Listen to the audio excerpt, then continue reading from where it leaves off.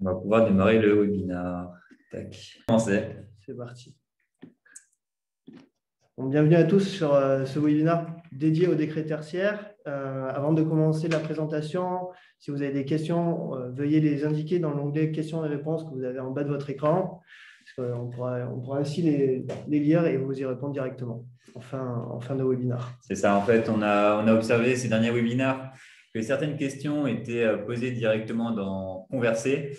Mais pour nous, pour qu'on puisse filtrer plus facilement et ajuster notre organisation aussi, on va répondre uniquement aux questions qui sont présentes dans cet onglet questions et réponses. Donc, vous avez juste à cliquer en bas et de l'autre côté, nous, on aura toutes vos questions et on y répondra donc en fin de webinaire. Ok, donc je vais me présenter, Cyprien Bernard, ingénieur commercial chez Citron depuis bientôt 1 an et je suis accompagné de Corentin. Voilà, donc moi je suis Energy Manager chez Citron depuis 2 ans. Certains d'entre vous ont peut-être déjà vu, j'ai fait plusieurs webinaires et une petite information pour aujourd'hui, c'est l'anniversaire de Cyprien. C'est pour ça qu'on y a appelé les petits ballons. Donc c'est son petit cadeau pour ses 1 an chez Citron et aussi pour son anniversaire dans la vie de tous les jours. Merci Corentin. Et merci à l'équipe Citron aussi, bien entendu. Donc, il y a plein de personnes qui te souhaitent. Je vois ça, merci beaucoup. Merci Warren. Écoutez, on va commencer. Avant de rentrer dans le vif du sujet, dans le décret tertiaire, on va quand même présenter qui est Citron et qu'est-ce qu'on réalise au quotidien. Donc, Citron, c'est une PropTech, c'est une société, c'est-à-dire une société qui s'appuie sur le digital pour accélérer les transitions dans un parc immobilier. Et on est également spécialiste en transition énergétique. Chez Citron, on a 2 corps de métier. Le premier, historique, qui est une société de conseil en efficacité énergétique. On réalise des prestations intellectuelles, d'une part avec des missions ponctuelles comme la réalisation des audits énergétiques, la rédaction des dossiers techniques de modulation dans le cadre du décret tertiaire et du conseil en achat d'énergie. On réalise aussi des missions récurrentes comme de l'énergie management, du suivi et de l'accompagnement dans le cadre du décret tertiaire. Notre deuxième corps de métier, c'est notre plateforme Big Data, la plateforme Citron Énergie. C'est un outil sur lequel on va venir collecter les données liées à l'énergie d'un parc immobilier d'un client. Donc, ça peut être entreprise, collectivité territoriale ou bailleur. Et on va venir agréger les données de consommation, de facturation, les données de coûts contractuels, météorologiques, des capteurs et des sous-compteurs. Donc, une fois qu'on a agrégé toutes ces données, l'outil va les analyser et va réaliser un traitement de ces informations qui va pouvoir être exploité par les energy managers, comme Corentin Lefort et ses collègues, des ressources en interne chez vous, des sociétés de conseil ou des bureaux d'études partenaires, mais aussi des exploitants. Et je vais finir sur Citron Énergie pour dire que c'est un outil qui a pour vocation de réduire vos consommations énergétiques, mais aussi qui va pouvoir vous permettre de stocker toutes les informations relatives au décret tertiaire. Et c'est aussi une plateforme qui est de plus en plus autonome et qui a pour vocation de vous proposer des actions à mettre en place sur votre patrimoine immobilier. Exactement. Et je rajouterais aussi que dans le cadre du décret tertiaire, on va avoir une communication directe entre Opéra et Citron pour justement pouvoir déclarer vos consommations directement en fait, en créant un lien entre Citron et Opérat, qui est la plateforme de l'ADEME concernant le sujet du décret tertiaire. Avant de rentrer dans le vif du sujet et le calcul des objectifs, on va faire une petite synthèse du décret tertiaire pour les nouveaux arrivants, ceux dont c'est le premier webinaire. Donc, le décret tertiaire, ça va concerner les propriétaires et les locataires des activités tertiaires, c'est-à-dire les activités qui ne sont pas primaires, donc l'extraction de matières premières, ni les activités secondaires, donc la transformation de ces matières premières. Et on va prendre en compte les surfaces de plancher, c'est-à-dire une surface dont la hauteur de plafond est supérieure à 1,80 m et on va mesurer à l'intérieur de la construction d'un mur de façade à l'autre.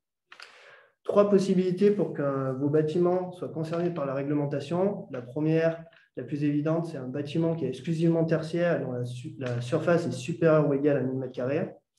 La deuxième possibilité, c'est un bâtiment à usage mixte, donc avec multilocataires. Et on va prendre la somme des surfaces tertiaires et si elle est supérieure ou égale, alors les surfaces sont soumises à la réglementation. Et dernière possibilité, c'est sur un ensemble de bâtiments sur une même unité foncière, même exercice, on fait la somme des surfaces et si elle est supérieure ou égale à 1000 m², alors les surfaces sont soumises à la réglementation. Le décret tertiaire va aussi vous obliger à réaliser des suivis annuels. Donc, tous les ans, avant le 30 septembre, vous allez devoir déclarer les surfaces soumises à la réglementation, le type d'activité exercée sur ces surfaces, les indicateurs d'intensité d'usage, ça peut être les jours d'ouverture, le nombre de collaborateurs présents sur site, et bien entendu les consommations énergétiques de l'année précédente. Donc là, avant le 30 septembre 2021, il va falloir télédéclarer 2020. Dernier point, donc ce décret tertiaire, ça amène une obligation de résultat. Donc pour cela, on a le choix entre deux objectifs, notamment le sujet d'aujourd'hui. Donc le premier objectif qui est en valeur relative, on va sélectionner une année de référence qui va être située entre 2010 et 2019 sur 12 mois glissants. Et on va devoir réaliser moins 40%, moins 50% et moins 60% d'économie d'énergie à horizon de 2030, 2040 et 2050. Le deuxième objectif va être en valeur absolue. Donc, ça veut dire qu'il va falloir atteindre le niveau de performance énergétique d'un bâtiment neuf ou relativement neuf de notre catégorie, de votre catégorie, pardon. Qui dit obligation dit sanction. 3 sanctions dans ce décret tertiaire. La première, financière. Ça peut s'élever jusqu'à 7 500 € d'amende par personne morale, par site et par année de non-respect à la réglementation. La deuxième, ça va être sur l'image de marque. C'est une sanction. Vous allez être publié, si vous ne respectez pas le décret, vous allez être publié sur un wall of shame, un mur de la honte, mis à disposition par l'ADEME. Donc, c'est clairement un affichage public. Et la dernière sanction, ça va être sur la valeur patrimoniale. Donc, vous avez les éconotations qui sont des vignettes qui vont être affichées sur les baux immobiliers et sur les bâtiments et qui va valoriser ou dévaloriser votre bien immobilier. Je rajoute simplement concernant les sanctions financières. Imaginons on a un site avec des locataires et des propriétaires. Dans ce cas-là, les deux auront les 7 500 € d'amende en cas de non-respect de ce décret. Donc, on le reverra plus tard. On l'a déjà vu dans d'autres webinaires, mais c'est super important qu'il y ait justement un accord entre propriétaires et locataires et que vous travaillez ensemble en fait, pour pouvoir répondre à ce décret tertiaire. C'est bon. Donc, chez Citron, on a ciblé les bonnes pratiques qui vont être définies en 6 étapes. La première étape, Corentin a un peu spoilé cette étape-là, donc ça va être de réaliser sur le premier trimestre 2021. Il va falloir définir le périmètre assujetti au décret tertiaire et définir qui est le porteur du projet. Donc, pour cela, il va falloir lister les sites concernés, il va falloir vous former aux enjeux techniques, juridiques et digitaux et choisir un assujetti référent. Donc, c'est ce que vient de dire Corentin. Donc, choisir entre le propriétaire ou le locataire qui va porter le projet. Tu veux ajouter quelque chose? Non, pour moi, tu as tout dit. C'est parfait. Toujours sur le premier trimestre 2021, c'est une recommandation qu'on fait, bien entendu, ce n'est pas une obligation, c'est de déployer un système de management de l'énergie, le SME, pour suivre vos consommations énergétiques, pour collecter les données énergétiques, suivre l'atteinte ou non des objectifs du décret tertiaire via cette plateforme et de télédéclarer les éléments sur Opérate. La troisième étape, ça va être sur le deuxième trimestre 2021, ça va être de déterminer une année de référence. Vous avez compris, c'est le sujet de ce webinaire. Donc, on va calculer une année de consommation de référence, on va la vérifier si on a une bonne complétude des données. On va aussi ajuster la consommation énergétique en fonction de la rigueur climatique avec les DGU et les indicateurs d'intensité d'usage. Et on va calculer les économies d'énergie en fonction de CABS, consommation absolue, ou de CRELAT, consommation relative. La quatrième étape, donc ça va être avant le 30 septembre de cette année, ça va être de télédéclarer les informations qu'on a vues ensemble préalablement sur la plateforme Opérate, donc depuis un outil de management de l'énergie comme Citron ou manuellement. Alors, on a fait une estimation, on a estimé que manuellement, pour chaque bâtiment, ça représentait 2 jours de travail par bâtiment. Donc, si vous avez un parc immobilier conséquent, il va falloir prévoir des jours. La cinquième étape, ça va être de définir un plan d'action. Donc, pour cela, on va prioriser les sites sur lesquels on va travailler en s'appuyant sur un outil comme Citron Énergie. On va réaliser des audits énergétiques instrumentés et des dossiers techniques de modulation qui vont nous servir de base pour rédiger ces plans d'action pluriannuels. Et on va aussi vérifier l'impact des actions et son potentiel d'extrapolation. Et dernière étape, l'étape 6, ça va être de déployer ces actions d'économie d'énergie ou actions de performance énergétique à l'aide d'un Energy Manager comme Corentin, qui va pour vous sélectionner des prestataires en jouant le rôle d'AMO, d'assistance à maîtrise d'ouvrage, et va également étudier les financements possibles, donc avec les C2E notamment. Et donc, je vais conclure cette partie-là par le fait que les étapes 4, 5 et 6 se répètent tous les ans. Exactement. Simple petit point, je vois qu'on a des petites notifications comme quoi des personnes utilisent encore le channel Converser pour nous poser des questions. Il y a de nombreux arrivants depuis le début de ce webinaire. On va vous demander de les poser dans la partie questions et réponses que vous avez en bas de votre présentation, en bas de la présentation. Ça nous permettra à nous d'avoir la listing de toutes les questions au même endroit et de ne pas avoir à switcher entre ces questions et converser.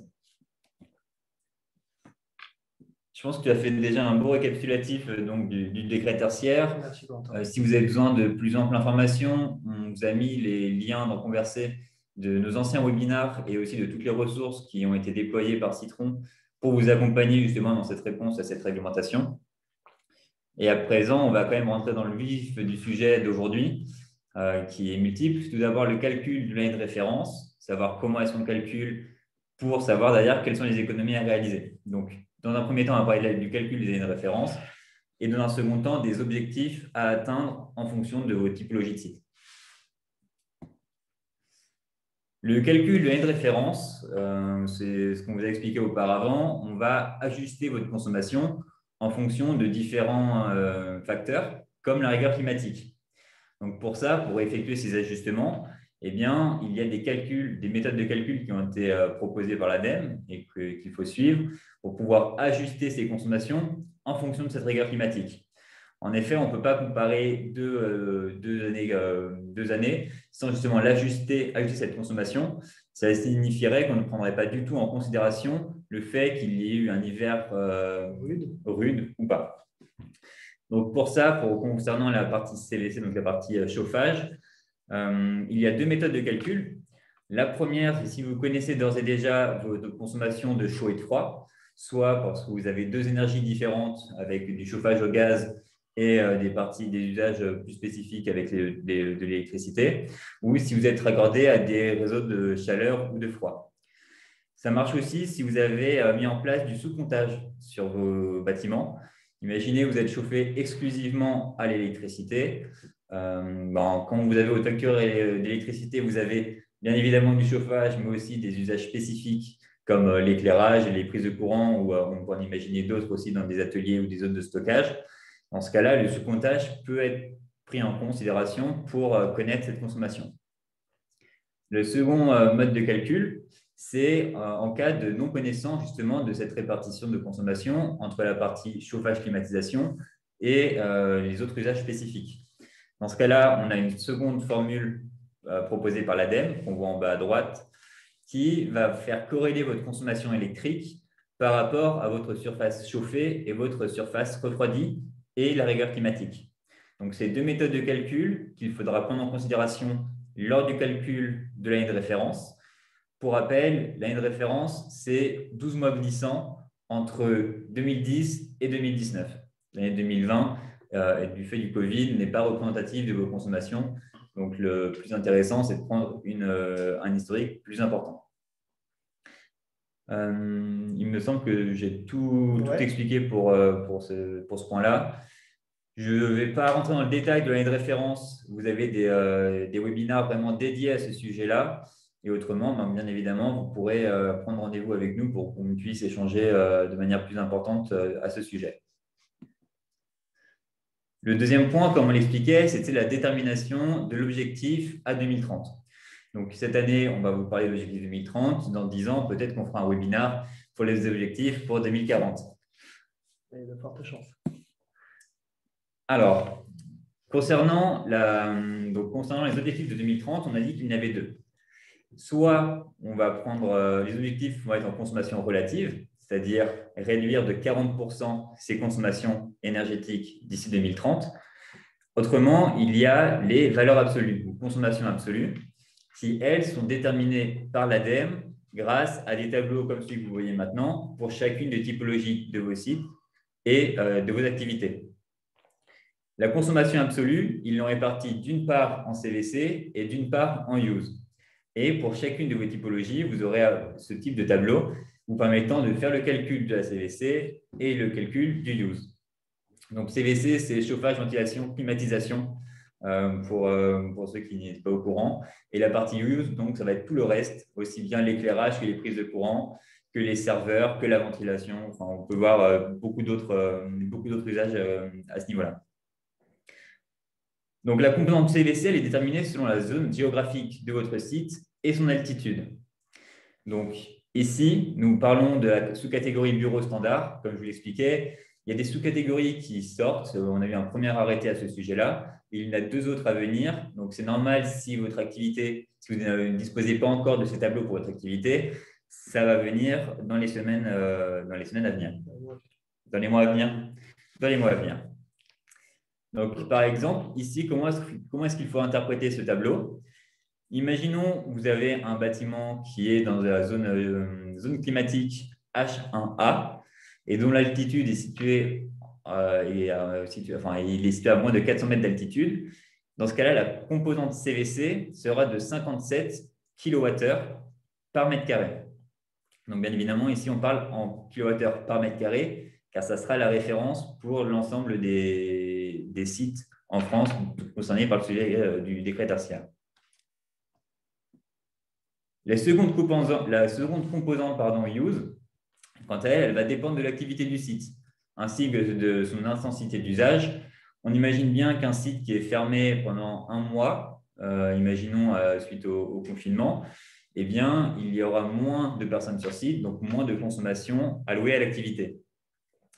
Et pour ici, il y a des use étalons qui ont été calculés par l'ADEME en fonction de cas spécifiques. C'est ce qu'on voit donc dans le tableau du bas. Le use étalon ici, pour des bureaux standards, va être de 50 kWh par mètre carré par an. Et cela, ça correspond à un bâtiment qui aura un taux d'occupation de 70%, qui aura une densité temporelle étalon, c'est-à-dire le nombre d'heures ouvrées de 3120 heures, une surface par poste de 18, et donc, comme je le disais, le taux d'occupation de 70. Donc, ces informations-là, elles vont dépendre bien évidemment de votre site. Si un site il est ouvert 7 jours sur 7 ou 5 jours sur 7, forcément, la densité temporelle va évoluer. Et c'est pour ça qu'en bas, nous avons une formule de modulation en fonction justement de cette variation de volume d'activité. Donc ici, elle semble complexe, mais l'idée, c'est que lorsqu'on a un site, c'est possible à réaliser. Imaginons que vous gérez 300 sites, ce calcul est beaucoup plus prenant. Donc le but, c'est ce qu'on va voir juste après avec des études de cas spécifiques, ça va être de savoir quelle est votre valeur absolue à atteindre pour répondre au décret tertiaire, venir la comparer à l'objectif de la consommation relative et savoir lequel des deux est le plus pertinent pour vous et le plus facile à atteindre. Alors, on va vous présenter 4 études de cas. Le premier, c'est un bâtiment de bureau assez standard qui date des années 90 et qui a été rénové. Donc, c'est-à-dire, il y a eu des travaux sur le chauffage qui auparavant étaient des vieux convecteurs pour passer à d'autres solutions moins énergivores. Et on peut imaginer aussi qu'il y a eu du relamping LED ou plein d'autres actions de performance énergétique pour justement diminuer cette consommation énergétique depuis quelques années. Ce bâtiment, il est composé de 2 catégories. Donc, des bureaux standards, comme on l'a vu juste avant, et des open space. Vous verrez qu'en fonction des sous-catégories de vos activités, eh bien, vous n'allez pas avoir la même partie use. L'ADEME considère que si vous êtes en open space ou dans un bureau fermé, la dépense énergétique ne sera pas la même. Donc, sur ce bâtiment-là, on a des données de consommation depuis janvier 2017, ce qui signifie qu'on a un petit historique quand même, mais suffisant pour pouvoir prendre une année antérieure aux travaux, pour réaliser l'étude de l'année de référence et de l'objectif en valeur absolue. Alors, voici l'application du cas pratique. Comment est-ce que nous réfléchissons le sujet chez Citron? À gauche, vous avez les consommations de référence pour chacune des années glissantes depuis l'historique qui est janvier 2017. Donc, tout ce tableau-ci, la première colonne, c'est la consommation de janvier 2017 à décembre 2017. La seconde, c'est de février 2017 à janvier 2018, etc. Donc ici, c'est la consommation de référence qui a été corrélée au DJU pour justement prendre en considération cette rigueur climatique et faire varier votre consommation et donc ajuster votre consommation aux dépenses réelles de votre bâtiment. À droite, alors je ne peux pas zoomer, à droite, ça va être le calcul de la valeur absolue. Le calcul de la valeur absolue, c'est exactement ce que je vous expliquais avec les tableaux précédents. On a une partie de nos bureaux qui sont des bureaux standards, une partie qui sont des open space. On voit que c'est le même bâtiment, donc la composante CVC sera la même. Donc là, on est à 57. Ça signifie que c'est un bâtiment qui est situé en zone H1A et qui a une altitude inférieure à 400 mètres. C'est pour ça que l'ADEME considère que pour un bâtiment de cette typologie-là, la partie CVC sera de 57 kWh par mètre carré par an. Ensuite, on a la composante use étalon. Et là, pour le coup, on voit bien qu'il y a une différence. Il est considéré que les open space vont avoir une valeur étalon plus importante que les bureaux standards. Donc, à ce moment-là, la consommation absolue, donc les objectifs déclarés par l'ADEME, qui de base sont CVC plus use, eh bien, ça sera CVC des bureaux standards plus CVC de l'open space plus le use des bureaux standards plus le use de l'open space. Ensuite, on a la détermination de la valeur relative. Donc ça, c'est beaucoup plus simple à calculer. C'est 40% par rapport à la consommation de référence d'ici 2030, 50% d'ici 2040 et 60% d'ici 2050. Donc pour ça, il suffit simplement de faire 0,6 fois la consommation de référence, 0,5 fois la consommation de référence et 0,4 fois la consommation de référence. Et ça vous permettra de déterminer la valeur relative à atteindre d'ici les différentes échéances. À présent, on va appliquer toutes ces formules qui vous ont été présentées à ce cas pratique. Dans un premier temps, on observe que la consommation de référence sur ce site, eh bien, c'est la première année, donc le plus bel historique, d'où l'importance d'avoir un historique le plus important possible sur votre bâtiment, pour lequel on avait une consommation de référence de 134,3 kWh par mètre carré par an.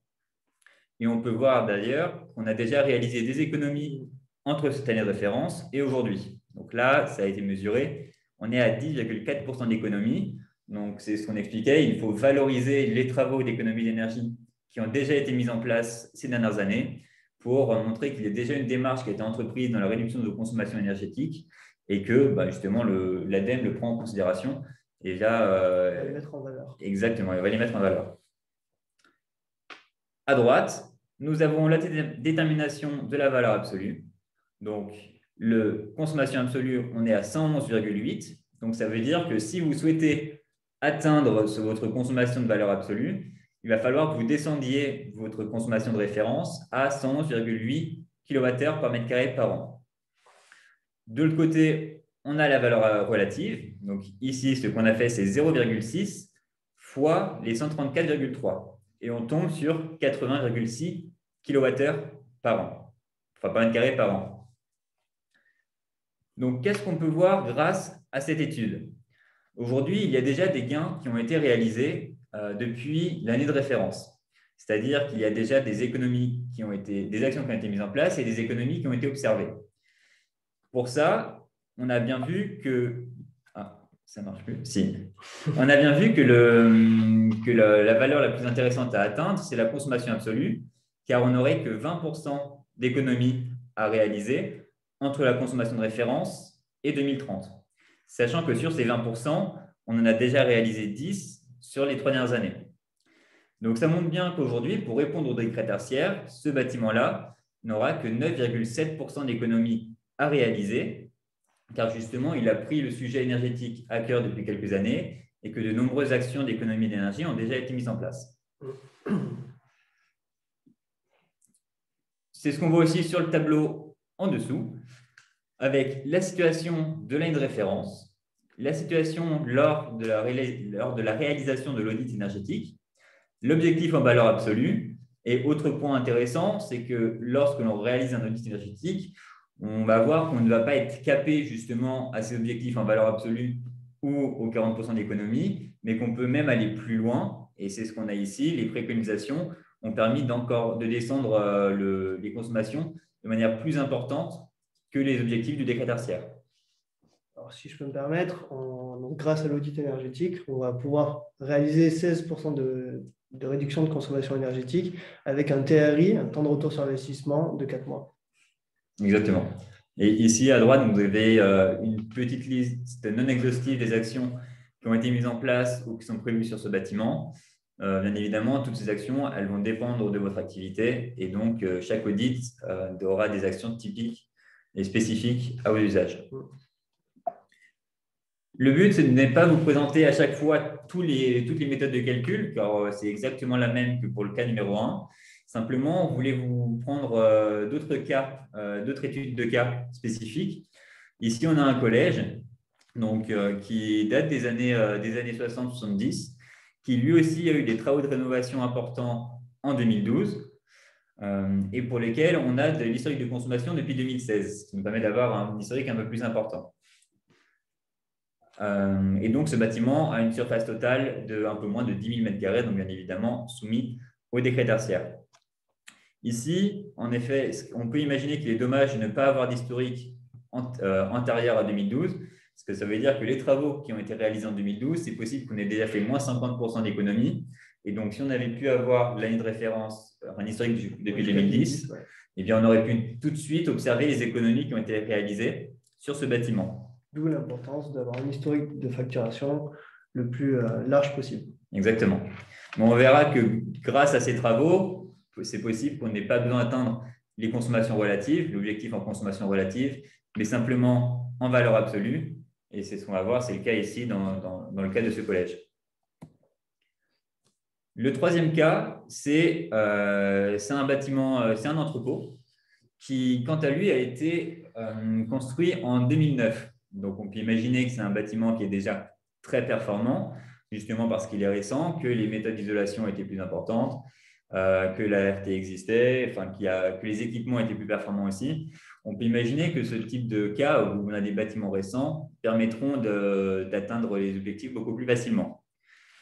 Ici, nous avons un peu moins de 4 000 m de bureaux standards, 12 000 m de stockage. Donc là, encore une fois, je vous invite à vous référer au tableau.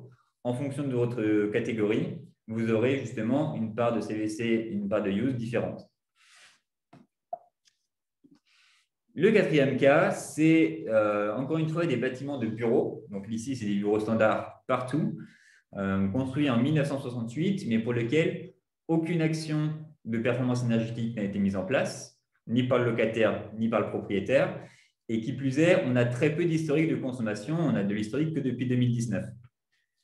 Là, on va pouvoir s'imaginer que si le bâtiment est vieux, qu'il n'y a aucune action qui a été mise en place, si en plus on n'a aucun historique de consommation, eh bien, on va devoir probablement se tourner vers les valeurs relatives comme objectif. Et c'est ce qu'on voulait vous démontrer ici.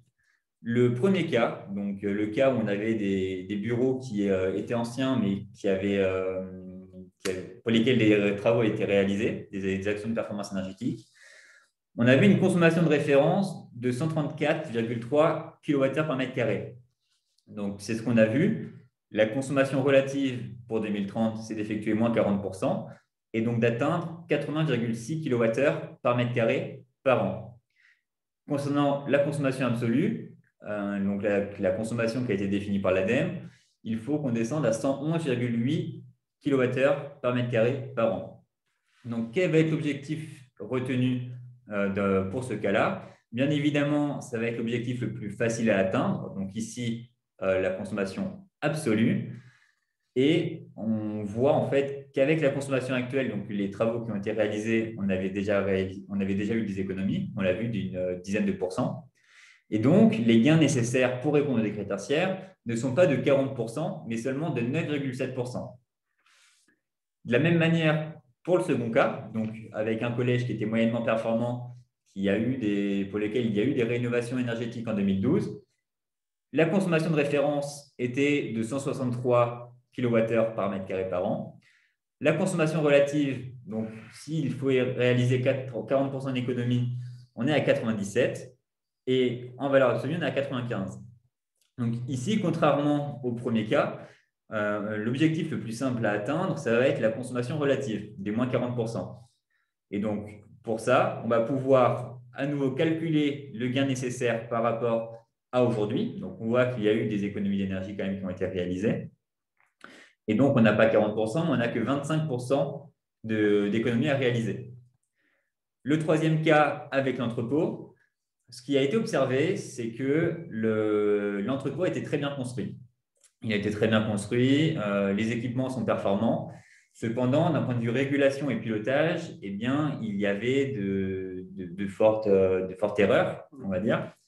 Et donc, là où on aurait pu imaginer que le décret tertiaire, eh bien, ça aurait été très facile les objectifs auraient été faciles à atteindre, eh bien, on vient observer que même si la consommation de référence est bonne, derrière, eh bien, il y a encore 15% d'économie à réaliser pour un bâtiment qui est plus récent. Donc, on voit qu'il y a eu quelques économies qui ont été réalisées depuis l'historique et les références. On n'est qu'à 3%, il me semble, dans ces eaux-là. Et donc, sur l'objectif qui initialement était de 18%, il en restera 15% à réaliser. Le dernier cas, donc c'est le cas qu'on retrouve en général aujourd'hui dans beaucoup de bureaux, c'est des bureaux qui vont peut-être passer de main en main, pour lesquels peu d'actions d'économie d'énergie ont été mises en place, pour lesquels on a très peu d'historique de consommation aussi.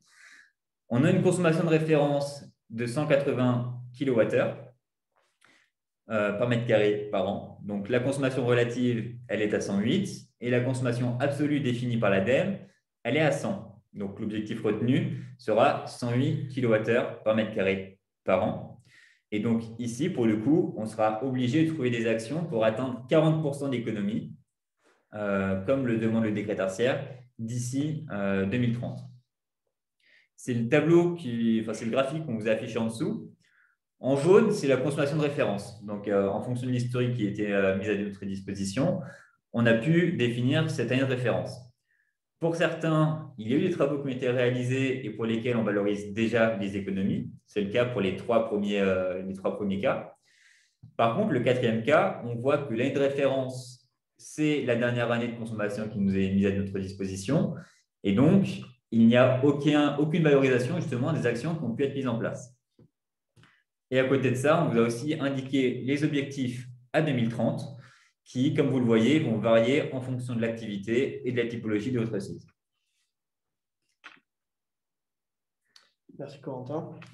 Donc pour ce qui est du reste à faire, on parle beaucoup d'énergie management depuis le début de ce webinaire. On a fait une liste non exhaustive des missions qui peuvent être réalisées en lien avec le décret tertiaire, comme de l'audit énergétique, de la STD, donc une simulation thermique dynamique, mais encore des formations spécifiques à destination des collaborateurs et des interlocuteurs dédiés au décret tertiaire dans vos effectifs. Mais on a aussi des missions qui peuvent être réalisées qui n'ont pas un lien direct avec le décret tertiaire, qui vont engendrer des gains financiers, comme de l'optimisation contractuelle, du conseil en achat d'énergie, de l'audit pour le financement. Donc, c'est le fait d'aller chercher les financements, les C2E possibles pour financer vos actions. Et ces gains financiers engendrés vont pouvoir être investis dans des actions de performance énergétique en lien avec le décret tertiaire. Alors, petit point d'ailleurs sur les financements. Dans les temps de retour sur investissement qui sont pris en considération dans le cadre de dossiers de modulation, ces financements sont pris en compte.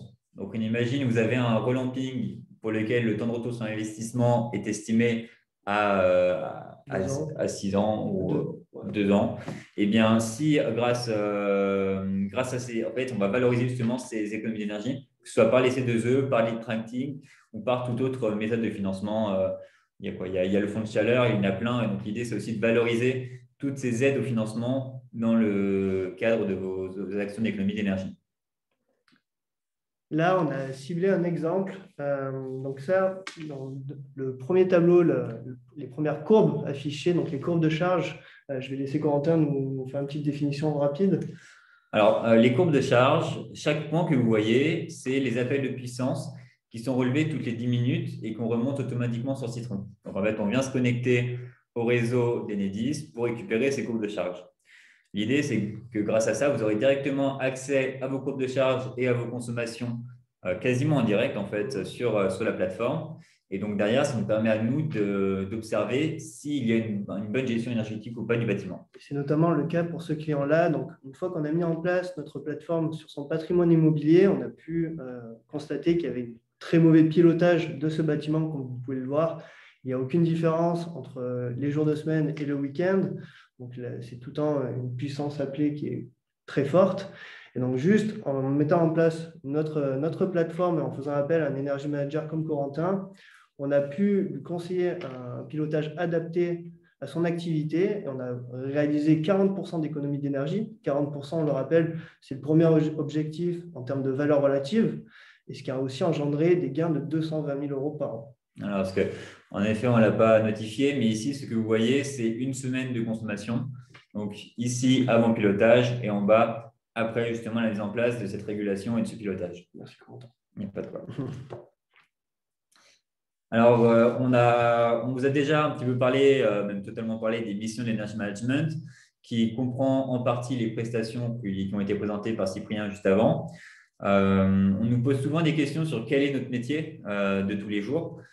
Donc, on a essayé de faire une infographie. D'ailleurs, c'est la première fois qu'on la présente. Vous pourrez la retrouver sur notre site internet et normalement, vous aurez recevoir un mail aussi permettant d'y accéder. Une de nos premières missions, donc, ça va être la collecte de données et la vérification de la cohérence et de la complétude des données. On l'a bien vu, cette étape de complétude des données est très importante parce qu'une donnée qui n'est pas complète signifie qu'on pourrait choisir une mauvaise année de référence. Donc ça, c'est la première grosse base concernant le décret tertiaire, c'est d'avoir des valeurs sûres et complètes. Ça nous permet aussi de faire un premier état des lieux des consommations du parc. Sur Citron, directement, vous allez pouvoir avoir un classement des sites et en fonction de cela, pouvoir analyser les sites les plus pertinents d'un point de vue énergétique. Le second point, donc j'ai commencé à en parler, c'est analyser et optimiser les coûts énergétiques. Pour ça, on va faire de l'AMO sur des études de contrats de fournisseurs, sur de l'achat d'énergie, pour adapter justement l'offre au mieux à votre activité et à vos besoins. Réaliser aussi des optimisations de puissance souscrite ou aussi faire des optimisations sur les coûts liés à l'énergie, soit d'un point de vue consommation, distribution ou des taxes. C'est possible que vous soyez exonéré de certaines taxes sans que vous soyez au courant. Notre métier à nous, ça va être d'identifier justement ces axes pour diminuer vos coûts énergétiques.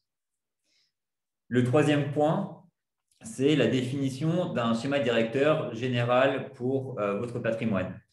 Donc, en quoi ça consiste? Tout d'abord, ça va consister à définir un objectif, que ce soit financier, réglementaire ou environnemental. On a des clients qui sont impliqués dans la réduction de leurs émissions de gaz à effet de serre. Bien évidemment, les bâtiments consomment beaucoup d'énergie, donc vont émettre beaucoup de CO2. Donc, l'idée, c'est aussi de valoriser les travaux d'économie d'énergie dans le cadre d'un plan RSE. Le second point, ça va être la priorisation des sites, donc à l'aide de Citron Énergie et le classement des sites qui est disponible sur Citron. Le but, ça va être aussi de dresser des indicateurs de performance énergétique pour pouvoir comparer l'ensemble des sites de votre parc. Enfin, planifier les moyens à déployer pour atteindre les objectifs. Donc, ça rejoint le point 4 qui va être justement de savoir par où commencer, quelles sont les actions à mettre en place dans un premier temps et sur quel site aussi le réaliser. Le quatrième point, ça va être de détecter les pistes d'économie d'énergie. Plusieurs possibilités, soit l'étude du fonctionnement et des modes d'exploitation de chaque site, comme on l'a vu avec l'exemple présenté par Cyprien juste auparavant. Le mode d'exploitation était mauvais et donc on avait des dépenses totalement inutiles qui ont pu être optimisées et répondre tout de suite au décret tertiaire simplement en utilisant la plateforme de Citron Énergie. Le second point, ça va être de détecter des gaspillages énergétiques et les actions de performance énergétique à mettre en place. Donc, ça a plusieurs possibilités. Soit on le fait comme on l'a fait avec l'exemple auparavant grâce aux courbes de charge, soit grâce à la réalisation d'audits énergétiques spécifiques sur le site. On va étudier aussi la réplicabilité de ces actions de performance, c'est-à-dire justement, est-ce que vous avez des sites qui sont similaires, qui ont été construits à la même période, qui sont gérés de la même manière, pour pouvoir justement faire des clusters de bâtiments et de typologies pour mettre en place ces actions et les dupliquer d'un bâtiment à un autre. Et donc, pour tout ça, on va définir un plan d'action par bâtiment, où justement, ça va être de dire, on a 15 actions à mettre en place, mais aujourd'hui, comment est-ce qu'on va les organiser? Est-ce qu'on va pouvoir mettre en place des actions avec des TRI très courts qui vont financer les prochaines actions avec un investissement plus important? Il y aura toutes ces définitions du plan d'action qui sera réalisé. Le cinquième point, on en a parlé déjà plusieurs fois lors de ce webinaire, c'est la mise en place des actions de performance énergétique, donc que ce soit dans le choix des actions et l'ordre des actions dans le plan d'action, la sélection des prestataires et aussi la recherche du mode de financement le plus adapté. L'avantage en ayant une plateforme comme Citron, c'est que vous pourrez justement avoir un suivi de vos consommations et pour chacune des dates où vous réalisez des actions de performance, vous pourrez avoir un suivi beaucoup plus précis des économies qui sont réalisées. Est-ce que tu avais un point à rajouter sur nos différentes missions? Je pense que tu connais mieux les missions de l'Energy Manager que moi, mais non, ça a l'air très complet. Alors, il y a d'autres prestations qu'on réalise qui n'ont pas été listées ici. Dans tous les cas, vous pourrez avoir accès à ce replay directement sur notre site internet ou sur notre chaîne YouTube. Donc, c'est Citron by GADS. On a mis les liens dans l'onglet conversé en début de webinaire. En effet. Donc, vous aurez accès à toutes nos ressources. On va passer aux questions et aux réponses. Voilà, exactement. Donc là, on vous a fait une présentation des différents sujets d'aujourd'hui. Il y aura d'autres webinaires qui viendront sur d'autres sujets. Il y a de nombreux webinaires qui ont déjà été réalisés sur le décret tertiaire. Donc, ça va être le moment de poser vos questions juste en bas dans l'onglet questions et réponses. Et donc, on a déjà pas mal de questions de ce que je vois. Ouais. Donc, on va essayer de répondre à un maximum à l'ensemble de vos questions. Alors, quelles sont les premières questions? Voilà, ici. Juste ici. Alors. Sur la modulation pour coûts disproportionnés, est-ce l'état de vétusté devrait être pris en compte, soit plutôt un surinvestissement énergétique pour le calcul du TRB? Il n'y avait pas un retour du législateur sur comment calculer ce TRB, car le document de l'ADEME, qui n'est pas forcément un guide décret tertiaire, parle de surcoût. Alors, c'est une bonne question. Nous, de notre côté, en tant que bureau d'études, on va toujours valoriser justement l'investissement du changement d'équipement. Derrière, en effet, on peut aussi valoriser l'état de vétusté, et ça, c'est plus une discussion qu'il y aura en interne dans la politique de l'entreprise pour savoir qu'est-ce qu'on va prendre en considération ou non. Deuxième question, le choix de l'année de référence n'a-t-il pas été reporté à septembre 2022? Alors effectivement Guillaume, depuis l'arrêté qui a été publié le 17 janvier, le choix de l'année de référence, la définition de l'objectif par bâtiment a été reporté d'un an et donc devra être fait avant le septembre 2022. En effet, et donc c'est un très bon lien avec les questions d'après. En effet, l'année de référence est décalée à septembre 2022. Après, plus tôt cette question est traitée, plus tôt on va pouvoir vraiment réfléchir aux actions à mettre en place sur les parcs immobiliers et donc valoriser les économies le plus rapidement possible. Je vais juste compléter ta réponse. Plus votre parc immobilier est conséquent, plus ça va prendre de temps de réaliser le travail de calcul de l'année de référence et des objectifs. Donc, c'est pour ça qu'on conseille de s'y prendre en avance et de réaliser ça dès que possible et si possible en 2021. L'échéance de rendu des consommations de référence est donc comme prévu pour septembre 2021 ou septembre 2022. Voilà, ce qu'on vous a expliqué, c'est que pour septembre 2021, en tous les cas, vous aurez votre première déclaration à faire sur vos consommations de l'année 2020. Donc, en effet, l'année de référence est décalée d'un an, mais ça n'empêche que pour septembre 2021, vous allez devoir déclarer vos consommations 2020. C'est aussi un test du côté de l'ADEME pour vérifier que tout fonctionne bien. Et ça vous permettra aussi à vous d'avoir une première base de comment utiliser la plateforme d'Opérate. Bonjour, vous pourriez revenir sur une précision pour les surfaces assujetties sur un site industriel à usage mixte? Notion de stockage des matières premières et fonctionnement à flux tendu. Alors, tout ce qui est site industriel, donc sur une même unité terrestre, on va prendre la somme des surfaces tertiaires si elle est supérieure ou égale à 1000 m². Alors, ces surfaces, et exclusivement les surfaces tertiaires, seront soumises à la réglementation. Tout ce qui est stockage de matières premières rentre dans le périmètre tertiaire, parce que c'est considéré ce n'est pas considéré comme du primaire ou du secondaire. Bonjour Bruno, qui est déjà client chez Citron. Notre activité n'est pas concernée par le chauffage ou la climatisation, donc notre CVC est à zéro. En effet, dans ce cas-là, en fait, il y aura uniquement la partie use qui sera prise en considération et donc la partie électrique liée à votre usage très spécifique. Bonjour, en résidentiel, la consommation due à l'ECS est prise en compte dans la partie CVC ou use. Eh bien, si nous parlons de résidentiel, il me semble que ce n'est pas soumis au décret tertiaire. Non, effectivement, tout ce qui est résidentiel, donc les bailleurs, les internats, ne vont pas être pris en compte dans le cadre du décret tertiaire. C'est uniquement sur des surfaces où il y a une activité professionnelle. Est-ce qu'il y a une modulation de la composante CVC en fonction de l'occupation? Non, la composante CVC est là exclusivement avec la rigueur climatique de votre bâtiment. Sur quels critères fait-on la différence entre un open space et un bureau standard cloisonné? À partir de quelle surface ou de combien d'occupants passe-t-on dans la catégorie open space? Alors ça, effectivement, de notre point de vue, ce n'est pas facile d'y répondre. Il faut réaliser une visite de site pour déterminer si on est plutôt sur une sous-catégorie bureau standard ou sur une sous-catégorie open space. Il me semble qu'on a peut-être des informations dans l'arrêté, l'un des arrêtés méthodes qui a été publié. C'est vrai que là, on rentre vraiment dans le détail du détail, donc il faudrait se renseigner. Si c'est vraiment un sujet qui vous intéresse, on pourra regarder de notre côté. Vous nous envoyez un mail, vous avez nos mails sur la présentation.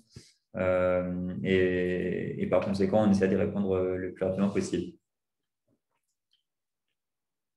Comment réussissez-vous à avoir des consommations remontées d'indices depuis janvier 2017 quand il ne publie plus les données que 36 mois en avance maximum lorsque les porteurs de contrats électriques ne changent pas? Alors, il y arrive que des fois, certaines sociétés ont des services qui stockent les factures soit sous format papier, soit sous format PDF. Une fois qu'on a ces documents, ces données, on va les intégrer à Citron Énergie et c'est pour ça qu'on peut remonter jusqu'à 2017, 2016 et même remonter dans certains cas jusqu'à 2010. Exactement. Donc, en effet, les remontées depuis Enedis ne peuvent pas être antérieures à 36 mois. Là, pour les cas qu'on vous a présentés, c'est justement des personnes qui ont un suivi énergétique depuis quelques années, ou autrement, on a aussi des clients qui ne prennent le sujet à cœur que maintenant et il va y avoir un gros travail en amont pour essayer de collecter un maximum de données, que ce soit dans vos archives, que ce soit auprès des fournisseurs en cas de non-changement de fournisseur, et même on peut réaliser des demandes auprès des fournisseurs passés pour essayer de récupérer l'historique de consommation de votre site. Alors, question de Guillaume. Nous sommes un centre hospitalier. Nous disposons de 10 hôpitaux, de bâtiments purement administratifs, de bâtiments dédiés logistiques, magasins, d'une école d'infirmières. Concernant par exemple l'école d'infirmières, nous devons considérer l'arrêté valeur absolue enseignement du 24 novembre 2020, où c'est le code NAF qui va déterminer l'arrêté à considérer. Alors, normalement, ce sera le code NAF qu'il faudra considérer. Pour votre cas très spécifique, il faut voir aussi que vous n'avez pas d'usage spécifique lié à l'école d'infirmière, pardon. Donc ça, il va falloir attendre de voir les prochains arrêtés à ce sujet-là. Par exemple, on n'a pas d'informations sur les universités aujourd'hui, il me semble. Il nous manque encore plusieurs notions, plusieurs informations sur les catégories. Si un immeuble de bureau contient un restaurant d'entreprise, comment est calculé le use pour la surface du restaurant? Alors, pour le coup, concernant la restauration, on n'a pas encore les dates, les calculs de la partie use. On peut imaginer qu'il y aura d'autres facteurs influents, donc non seulement les horaires d'ouverture ou le taux d'occupation, mais ça pourrait être le nombre de plateaux servis ou d'autres indicateurs comme ceci. Ça va être précisé dans un prochain arrêté. Exactement. Donc là, c'est en discussion du côté de l'ADEME. L'ADEME fait ça bien. Ils vont justement au contact des responsables des restaurations ou d'autres domaines pour justement être le plus proche possible de la réalité et que ce décret puisse correspondre à tout le monde. Bonjour. Combien de typologies de use étalons ont été définies par l'ADEME? Comment fait-on si la typologie de notre bâtiment en particulier ne figure pas dans leur liste? Merci. Alors, pour l'instant, comme on l'expliquait, toutes les typologies ne sont pas sorties, toutes les activités ne sont pas sorties. Et donc, pour l'instant, il n'y a eu qu'un arrêté sur les trois concernant ces valeurs absolues. Donc, il va falloir attendre quelques semaines ou quelques mois de ce que tu me disais pour avoir ces informations-là. Dans le cas pratique, avez-vous utilisé les DJU de base 16? Alors ça, c'est toi qui vas nous répondre. Alors, dans les cas pratiques, ça dépend de l'activité. Vous verrez qu'en fonction de votre typologie d'activité, les DJU, la base de DJU ne sera pas la même. Donc là, encore une fois, on rentre vraiment dans le détail profond, mais lorsqu'on parle de bâtiments bureaux, eh bien, on va avoir une base de DJU, une certaine base de DJU pour le chaud, une certaine base de DJU pour le froid. Si nous sommes dans du stockage négatif, eh bien, dans ce cas, la base de DJU, ça va être une base de DJU froide à 5. Donc, le but, c'est de prendre aussi en considération toutes ces bases de DGU différentes en fonction des typologies de vos bâtiments. Tu as un bon anniversaire de Florian Gadard. Merci Florian. L'année de référence choisie a été pour à 2022, on en a parlé. Après, alors sachez que ce n'est pas, vu que l'année de référence, c'est une année entre 2010 et 2020, c'est une étude et 2019, vous pouvez d'ores et déjà réaliser cette étude. Donc, si vous voulez gagner quelques mois, en effet, vous aurez jusqu'à 2022 pour le faire. Après, on a toujours vu que plus on s'y prend tôt, plus derrière, on va pouvoir valoriser des économies rapidement. Effectivement. Comment fonctionne la règle de calcul du patrimoine total de plus de 1000 m²? Alors, est-ce qu'en fonction des entités propriétaires locataires? Alors, je pense que là, il y a une petite information à rajouter. Dans le premier point, lorsqu'on parlait justement de quel site c'est assujetti, on parle vraiment de site et non de bâtiment. Donc, quand on parle de site, ça veut dire que si vous avez un site à Marseille qui fait 600 m² et un site qui est à Lyon et qui fait 600 m², c'est deux sites totalement distincts et donc ces deux sites ne sont pas soumis au décret tertiaire. Là, on parle uniquement de sites par rapport à la, comment on appelle ça, le cadastral, à la parcelle cadastrale, pardon. Si vous avez un site sur plusieurs bâtiments sur une même parcelle cadastrale, par exemple, que tous ces sites individuellement ne font pas 1000 m², mais que si la somme de tout ceci font plus de 1000 m², pardon, dans ce cas-là, vous êtes assujetti. Et concernant la seconde question, est-ce en fonction des entités propriétaires ou locataires? Nous-mêmes, nous sommes assujettis. Aujourd'hui, on a 500 m² dans notre bâtiment, mais le bâtiment au total fait entre 1500 et 2000 m². Donc, tous les locataires et le propriétaire doivent répondre à ce décret. Imaginons ici, nous sommes 3 locataires plus le propriétaire. Ça signifierait que le propriétaire risque l'amende et que les 3 locataires risquent aussi l'amende. Bonjour. Dans le cas d'un bâtiment 100% électrique sans sous-compteur, l'année de référence définie par facture, que se passe-t-il si les consommations chaud-froid calculées par la formule sont supérieures à la consommation complète ou raisonnablement trop élevée? Doit-on forcément ignorer les factures? Alors, je vais relire la question parce qu'elle est très précise aussi. Alors, en fait, la formule, ça ne vient pas remplacer vos consommations. Ça vient simplement les ajuster. En fait, ici, cette consommation calculée, imaginez, vous êtes à 100 kWh de consommation.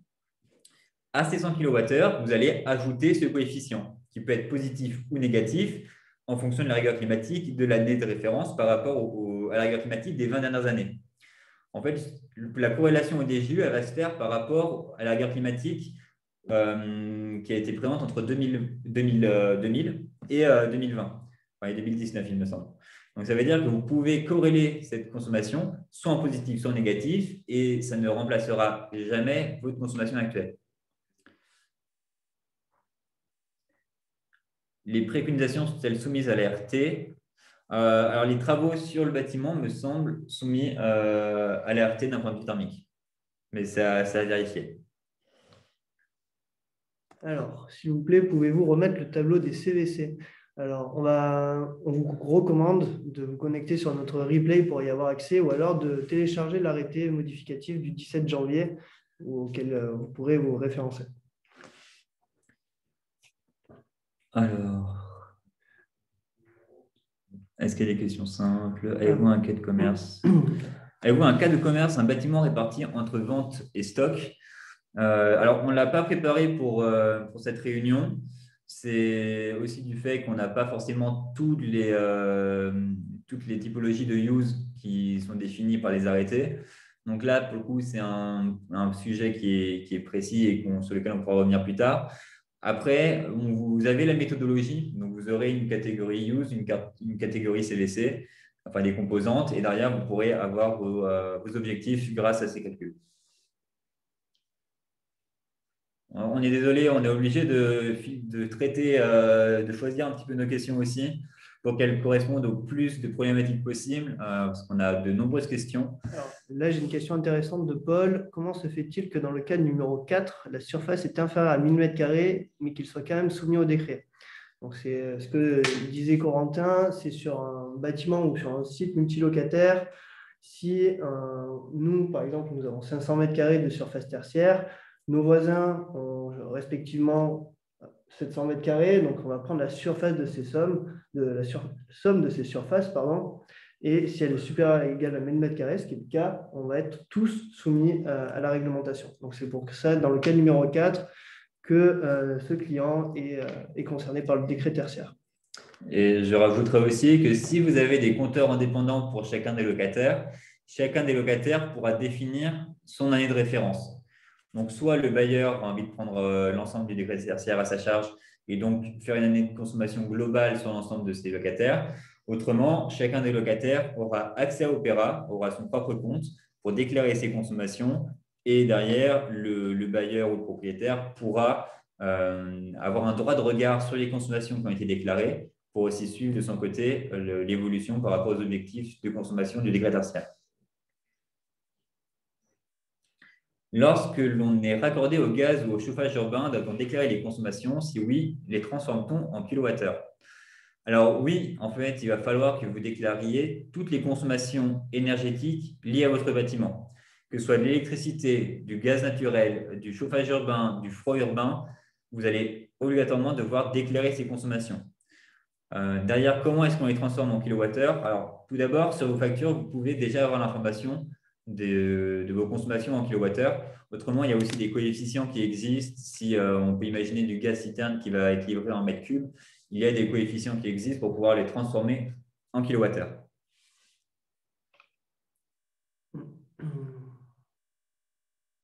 Alors, Dimitri Kurt, c'est compliqué de revenir sur un sujet qui a déjà été abordé.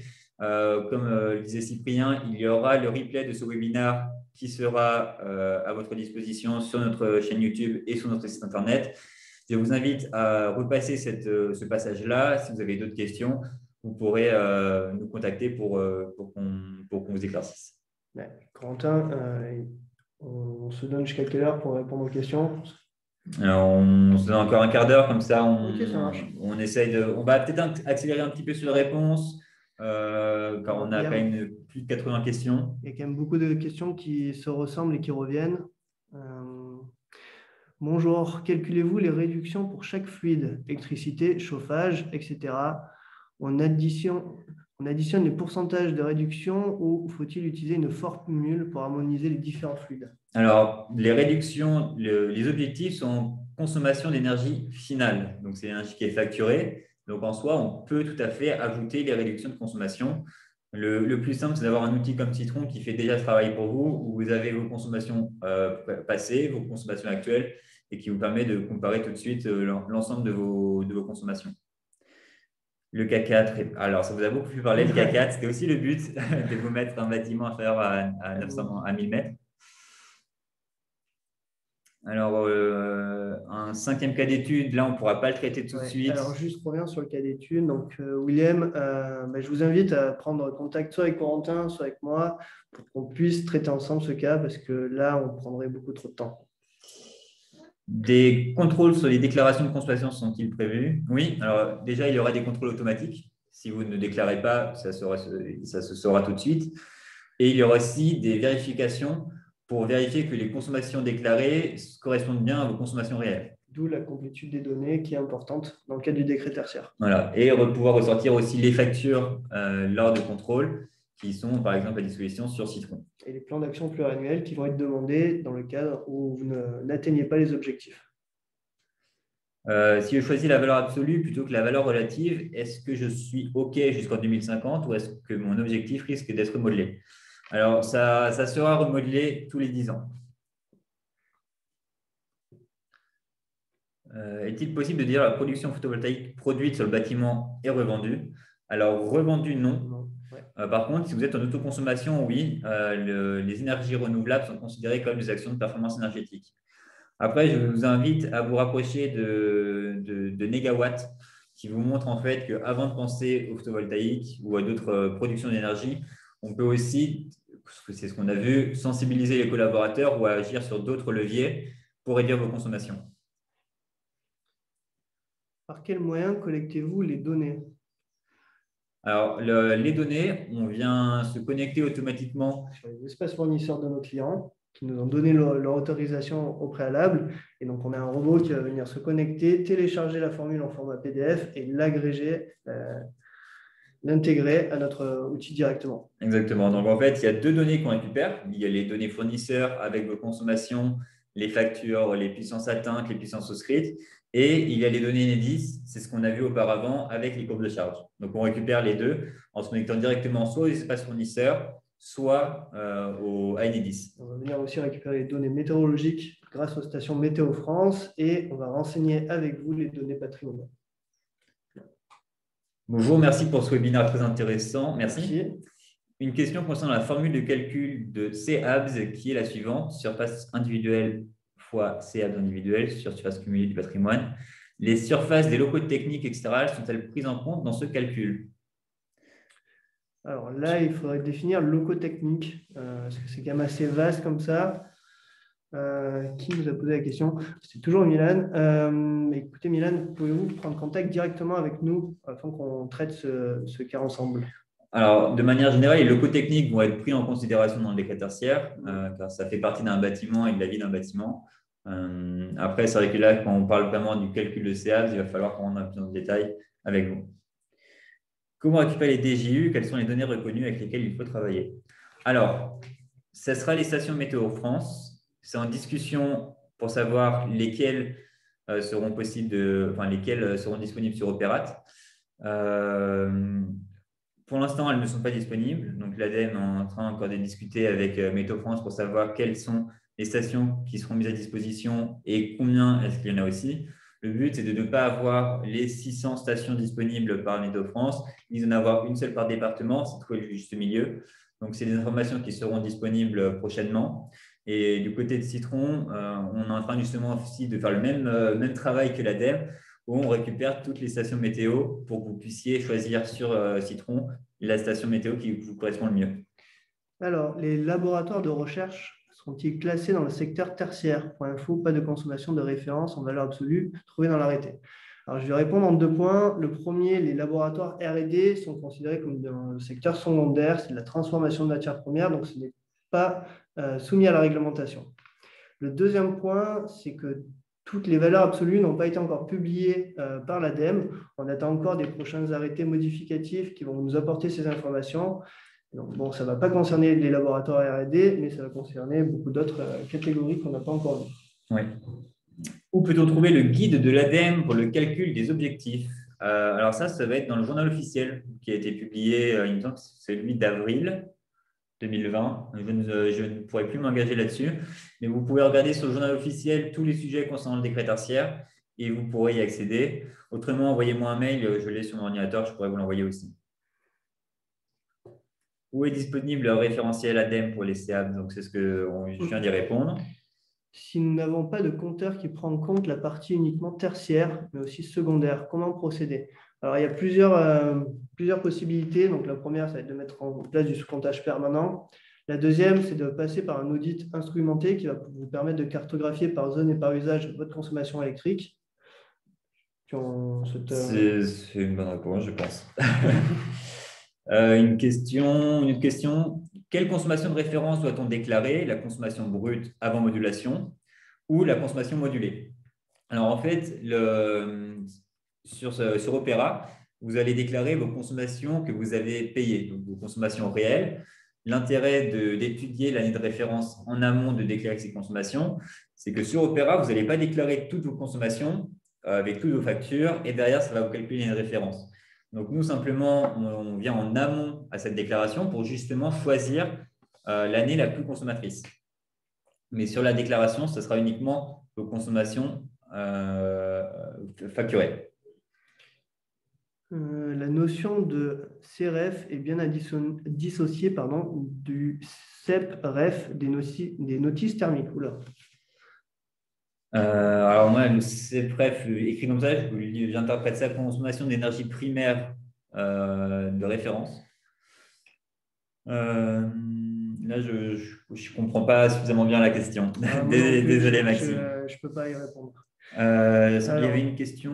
Je vais répondre à cette question, si tu permets. Vas-y. De Valéria. Donc, quand on est une entreprise avec 300 sites, donc un parc immobilier conséquent, on doit faire l'analyse site par site et obtenir des années de référence différentes selon les sites. Alors, effectivement, Valéria, chaque site va avoir sa propre année de référence et va avoir son propre objectif.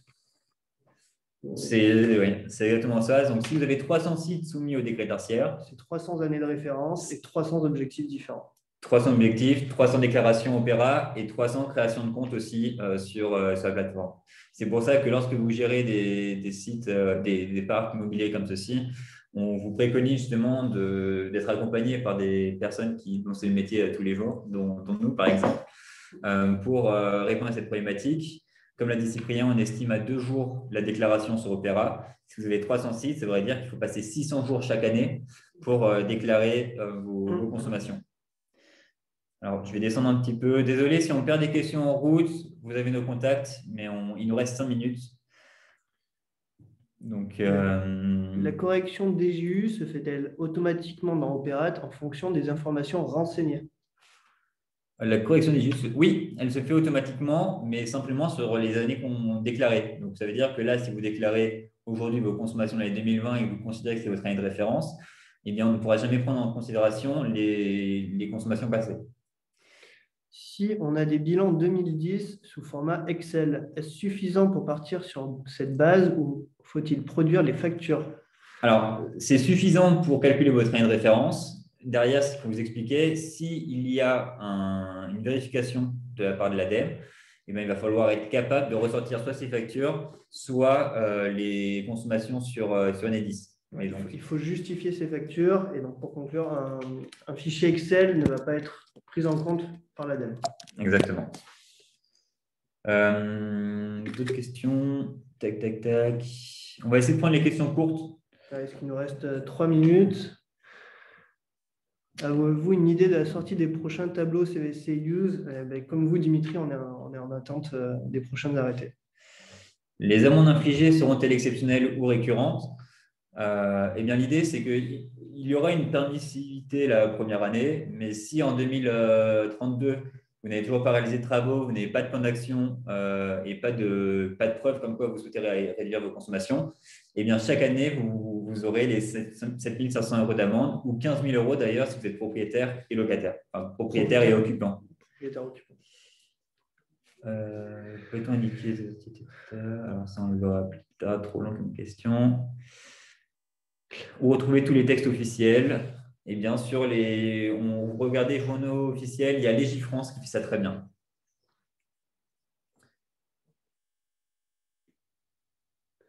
Alors, bonjour, les zones géographiques utilisées par le calcul des objectifs se trouvent dans le décret ou dans un arrêté.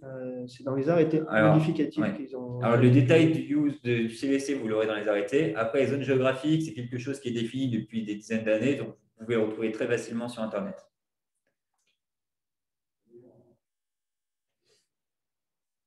Alors, pour tout ce qui est question de savoir si vous êtes assujetti ou non au décret tertiaire, il y a une FAQ sur le site de Citron où justement on vient prendre tous ces cas spécifiques. Donc, je vous invite, Paola, à vous rapprocher de notre site Internet. Alors, Paola, si vous pouvez prendre contact avec moi directement, je suis en train de traiter un cas similaire, donc je pourrais vous répondre dans l'après-midi. Est-ce que l'outil Citron peut-il aider pour cibler une cible maxi d'autoconsommation en PV? Alors, on peut le faire grâce aux courbes de charge. On n'a pas un outil dédié sur Citron pour le faire, mais on peut le faire à partir des courbes de charge. Alors, si sur un même site, j'ai plusieurs activités, enseignement, restauration, administration, comment dois-je calculer le use au prorata des surfaces ou au prorata des horaires? Alors, c'est au prorata des surfaces. C'est l'exemple du cas numéro 1 qu'on a énoncé. Ce sera par rapport aux surfaces. derrière, en fait, une fois que vous l'aurez fait par rapport aux surfaces, il y aura aussi c'est possible qu'il y ait un prorata aux horaires si vous souhaitez faire moduler le use. Alors, quand on a 3 parcelles cadastrales sur le même site de plusieurs bâtiments, doit-on considérer 3 sites différents selon le décret tertiaire? Alors, il y a plusieurs cas. C'est très spécifique. Si vous avez un seul point de livraison qui alimente les 3 bâtiments qui sont sous 3 parcelles cadastrales, dans ce cas-là, ça va être soumis pour une même entité. Si vous avez 3 parcelles avec 3 points de livraison différents, dans ce cas-là, ce sera considéré comme un site chacun. Alors, on va prendre encore 3-4 dernières questions. Et après, on va être obligé de me mettre fin à ce webinaire. Mais dans tous les cas, vous avez nos contacts, donc n'hésitez surtout pas. Alors, je ne comprends pas vos ajustements CVC sur une référence. Alors, dans la FAQ d'Opéra, il stipule très clairement que les consommations brutes doivent être enregistrées. Oui, c'est les données brutes que vous allez déclarer, c'est ce qu'on a dit précédemment. Simplement, pour pouvoir estimer quelle est votre année la plus consommatrice, il sera intéressant justement de faire cette étude avant de déclarer vos consommations. Lors de la déclaration pour les multilocataires, qui déclare quoi? Propriétaire, locataire? Y a-t-il une double déclaration locataire-propriétaire? Alors, Jean-Baptiste, on vous conseille de vous rapprocher de votre propriétaire ou de vos locataires et de définir ensemble qui va porter le projet. Ça, c'est à voir selon la politique, la stratégie de réponse qui va être employée par chacune des entreprises. Donc, il n'y a pas de bonne ou mauvaise réponse. Et donc, il y aura un assujetti référent et un assujetti avec un passe visiteur qui va pouvoir vérifier les déclarations qui ont été faites. Dans le cas d'un bâtiment multilocataire où il y a des parties communes et un point de livraison pour chacun des locataires, tous les locataires devront déclarer leur consommation et le propriétaire déclarera les parties communes pour avoir un cas un peu spécifique. On essaie de prendre une dernière question. Ouais, une dernière question. On va essayer de bien la choisir.